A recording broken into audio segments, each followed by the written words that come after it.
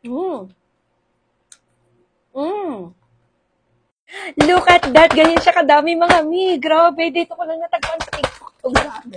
Na-excite ako, mga mi. Ang dami-dami niya talaga. Tignan nyo naman. May 1, 2, 3, 4, apat na style po yung meron siya. Strawberry. And then, ito yung bear. And then, ito yung banana. And then, ito po yung ayun siya, may ugly duckling kamukha ko.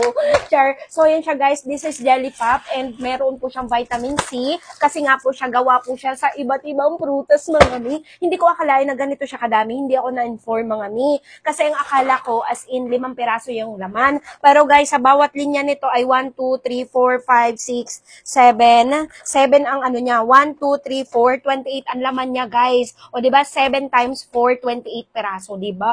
Ang dami-dami, mga may grabe. Siyempre, susubukan natin kung gaano siya kasarap. At ito naman, ito talaga yung gusto kong kainin. Ganito po siya bubuksan. Grabe, guys. Gugustuhin talaga to ng mga anak nyo. Kasi naman talaga namang ay jelly pop, ay gustong-gusto yan ng mga bata. Tapos, ang itsura. I love it. Ito yung kakainin ko kasi tignan nyo. Pero parang hindi ko siya gustong kainin. Gusto kong i-display.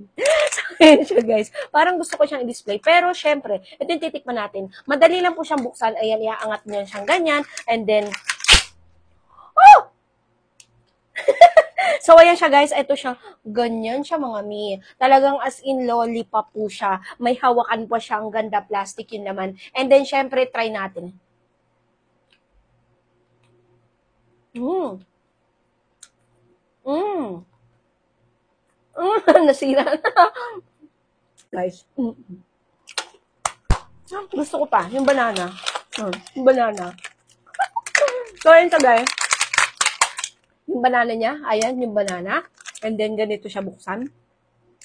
Pwede kayo magtinda nito, guys. Mabibenta nyo to ng 10 piso. Kasi masarap.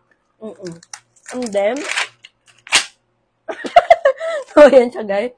Banana talaga, as in banana talaga. Tikman natin tong banana, mga mi. 1, 2,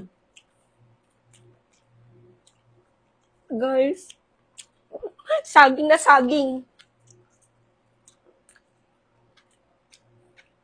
Ang sarap, mauubos ko ata.